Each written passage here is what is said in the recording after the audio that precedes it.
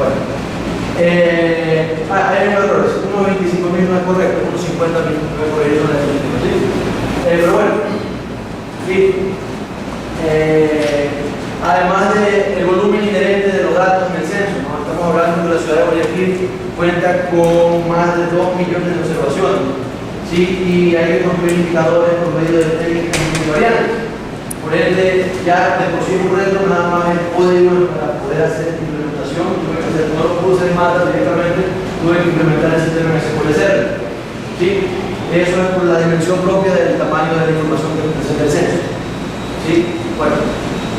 En general, todas estas problemáticas son nada más que motivación para dar a entender por qué hubo que establecer un protocolo de minería de datos que me permita implementar de manera estructurada procesos tales como la normalización, el escalamiento espacial, ¿sí? Porque estamos ante la presencia clara de problemas de escala, ¿sí? Porque una fuente tiene una escala de un tipo mientras que la otra maneja otra escala, y eso hay que conciliar, ¿sí?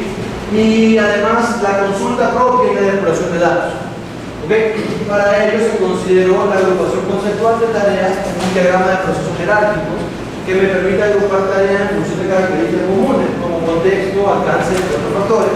Y esto se derivó en 3 distintas fases que quiero resumir a continuación. ¿Sí? A manera rápida, esto es un proceso incremental, es un diagrama de fases que fase a fase me permitirá, a fin de caracterizar un sistema cerrado con entradas y salidas, describir un proceso que me permita llegar a la construcción final del sistema de información geográfica que se representa con la salida de los mapas final. ¿Sí? El primer proceso que voy a hacer, ¿sí? Tengo que acercar porque la verdad la visibilidad de ayuda, voy a tratar de describir un poquito lo que esto nos dice. ¿Sí? Lo primero es el procesamiento de datos primarios, que a datos primarios llamamos toda la información vectorial sobre las rutas de recolección. ¿Sí? Bueno, se conciliaron los datos de ruta con los datos de los mapas, se hizo un preprocesamiento de los datos, en donde se pudieron conciliar atributos importantes como escala y alineación de los mapas para poder orientar el mapa de forma que pudiéramos conciliar eso con WGS64 para poder hacer el cruce con la información cartográfica del INEC. ¿Sí? Luego se armó el sistema como tal. Todo el tema local se pasó a GIS mediante la importación a archivos SHAPE. Se procedió al proceso de georreferenciación con datos WGS64, actualizando la información del municipio, ¿sí? Que de por sí eso es un producto por sí solo importante, puesto que nos permite el cruce de la información del municipio con otras fuentes para futuras investigaciones, ¿sí? Y bueno, luego se asignó adecuadamente los atributos, como son el número de camión, la frecuencia, todo lo que nos permitía obtener tocar la información vectorial, pero de forma que luego podamos nosotros proceder al cruce con la información que teníamos del relleno sanitario. ¿Sí? Bueno, al final, la salida es importante. La salida es la construcción de los polígonos que definen nuestra unidad de datos espacial. Eso es un concepto que es netamente específico del trabajo que estamos haciendo. Y una vez que explique el diagrama del proceso, procederé a motivar de qué se trata, para entender que esa va a ser nuestra unidad estadística de medición, al menos para el presente enfoque. Está previsto dentro del proyecto que eso se baje de resolución para poder aprovechar la información específica de ruta mediante muestreo. Pero por ahora tendremos que trabajar así, puesto que no fue posible con la información primaria del municipio bajar la resolución espacial de la información a una escala menor. ¿Sí? Bueno. En todo caso, ese proceso nos permitiría entender los polígonos de las unidades espaciales. ¿Okay? Luego, el siguiente paso fue, en base a esto, trabajar con el dato del censo y hubo que construir el sistema de consulta en SQL para poder manipular este volumen de datos considerable. No es importante, pero sí considerable. Hubo que hacer la implementación de ciertas rutinas de optimización de cálculo y de consulta. No nada muy específico, por eso no entro en detalles en esto. Sin embargo, hubo una consideración importante que tocar. ¿Sí? Bueno, luego de eso hicimos todo el proceso de normalización de datos para poder tener normalizada la información del municipio. Y posterior a eso, creamos las consultas de resumen para poder calcular los indicadores socioeconómicos que voy a detallar más adelante en la presentación. Además de eso, se hizo una intersección espacial dentro de este proceso entre los polígonos de las unidades espaciales de datos y los polígonos censales del INEC, de modo de poder tener la correspondencia espacial para las observaciones tanto de producción de basura como de crecimiento socioeconómico que utilizamos para la caracterización estadística que estamos planteando. Y lo que se concluyó a la final fue un hogar representativo de la unidad espacial que definimos para poder luego utilizarlo para la inferencia. ¿Sí?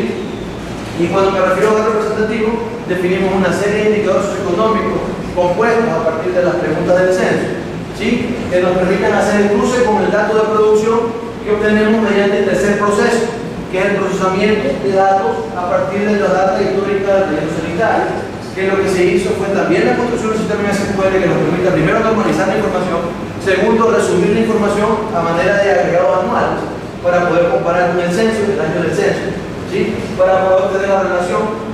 Luego, producir lo que se llamó el indicador de producción por hogar representativo por unidad espacial. O sea, se trató de las escalas conciliadas para poder la reconstrucción estadística de la relación que nos interesa. ¿Sí? Y bueno, como se ve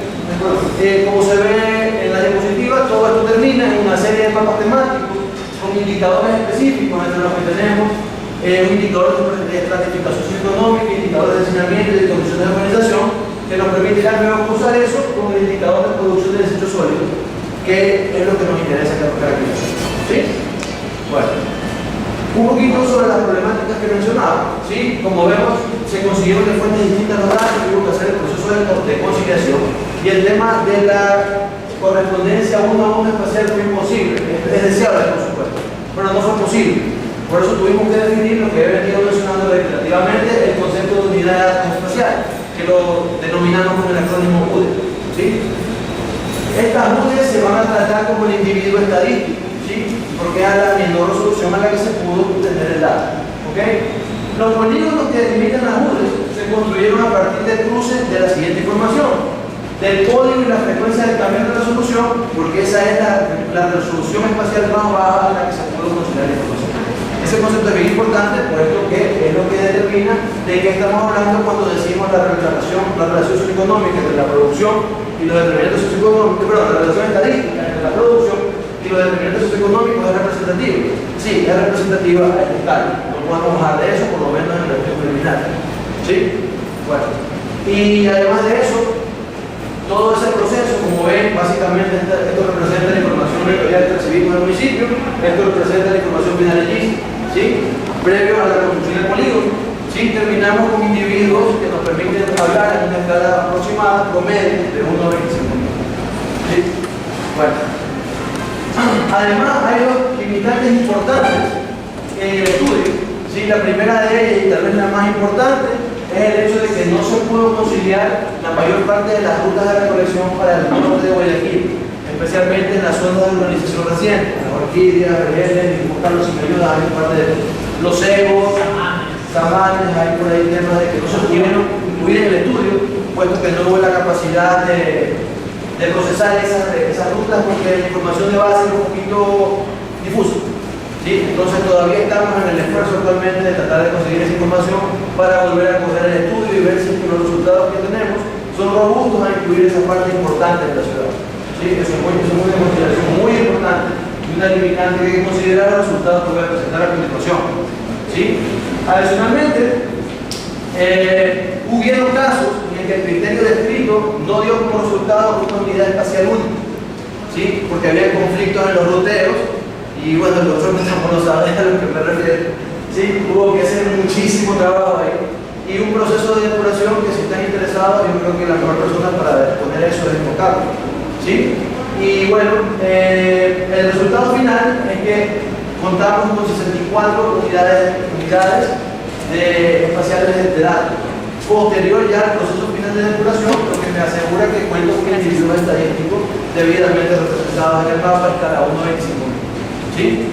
Pero por supuesto, eso es importante, nos limita solamente a la región que vemos en el mapa. Aquí al norte es lo que correspondería con toda la parte que menciono, Samanes, Orquídeas, todo eso. Eso no ha podido actualmente ser considerado dentro del estudio. ¿Sí? Sería importante para una fase final poder contar con esta información y pues actualmente estamos haciendo las gestiones con los municipios y Puerto Limpio para poder contar con esta información. ¿Sí? Bueno, ahora sí. Ya hablé un poco de GIS y si logré que me comprendan el objetivo principal de GIS, ¿sí?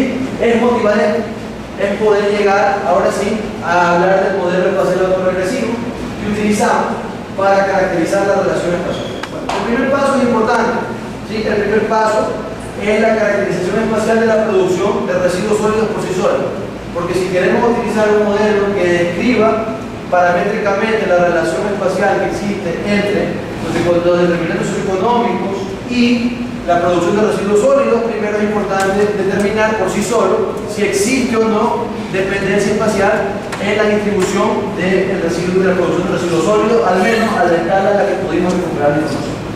¿Sí? Entonces ese fue nuestro primer paso. Y eso es el resultado, uno de los resultados, de hecho el resultado del segundo proceso de generación del sistema de información geográfica, es el mapa temático de producción para el lugar representativo de cada unidad espacial de datos. ¿Sí? Y a simple vista, yo creo que es un poco aparente que sí se ve cierta clusterización en la distribución espacial de la producción de basura. En la ciudad, por lo menos en la zona mundial. ¿Sí? Ahora, es importante notar ahí que si bien visualmente eso me tentaría decir si existe una relación, es importante saber si eso no es casualidad y si hay una relación específicamente, una relación significativa detrás de esa distribución espacial que estamos observando o esa integración. Y para eso, sí, hay varias metodologías. ¿Sí? Nosotros, como he dicho, hemos adoptado una alternativa paramétrica para esta caracterización y luego lo hemos validado a través de una técnica de determinación de la autocorrelación espacial no paramétrica, como es el test global de Morán, para ver si había robustez a nuestra especificación. ¿Sí? Y ya voy a presentar eso como. ¿Sí? Pero bueno, ciertas generalidades antes de hablar de esos temas. ¿Sí? Y como vemos, los deciles de producción más altos parecen ubicarse.